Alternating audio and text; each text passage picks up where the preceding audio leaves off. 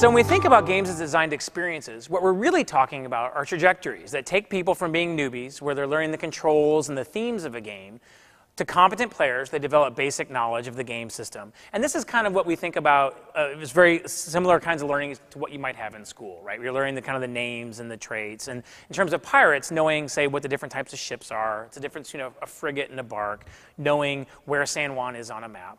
And then eventually becoming master kinds of players. And this is where you develop a real systemic expertise. So this is a kind of understanding where you might say, well, what's the difference between playing, say, the English versus the Spanish? And what's the Spanish approach to colonization versus the English? And this is what games seem to do particularly well. Diving people into systems, letting them develop this kind of expertise, and then becoming truly master players. Now from there, from our studies, what we find is that some people get really interested in sort of tinkering around with those rules and changing them. And then saying, well, how could history have been different? Or how would the game be different if you, say, made a different force twice as powerful as they are? Or if you removed a certain island, you removed San Juan. How might it have been different? And here's where people start to understand both the tools that you use to make games, but also the core underlying variables. And they start to be able to isolate how these variables interact and intersect. From there, for some people, there becomes a real interest in becoming a designer. And here's where you start saying, well, maybe Sid Meier's Pirates is cool, but could I take this game and make a game about an entirely different era, or maybe an entirely different subject matter, and use a kind of game language as a way to think through it?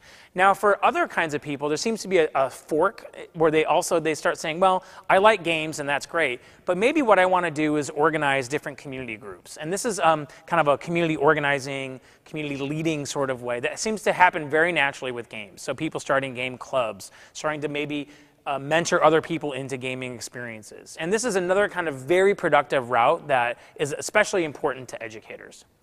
Now, critically, all of these more advanced things happen largely through social context. It's really rare that you'll find someone who goes through these more advanced stages and never interacts with anyone else as a part of their game experience. Usually there's a strong role of mentors, there's a strong robust ecology of different resources made by different people to help them learn. In some cases, it's really just even making games for your friends and wanting to become a creative person that can entertain other people. And so this is really important that we understand that when we think about games for learning, we need to be thinking not just about the single person, but the person in a robust social context, and then leveraging that social context to help it do the most for that learner.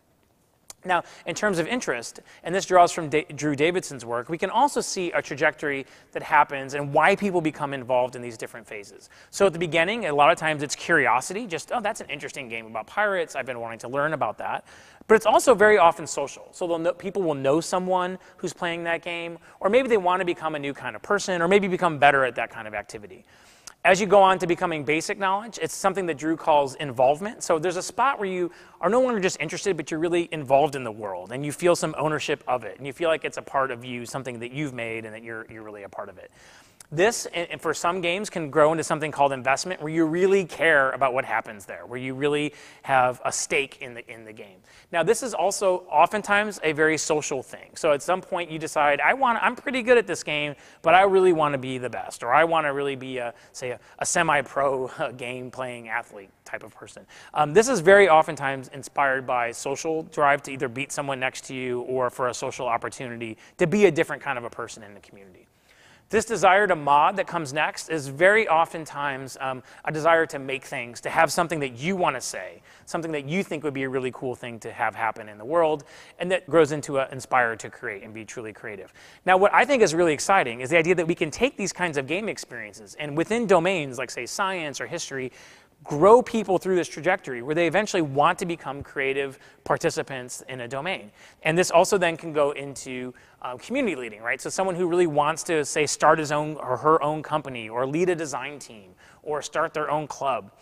This is really exciting stuff for people who really want to get kids involved into deep kinds of experiences and really participating in the world in meaningful ways.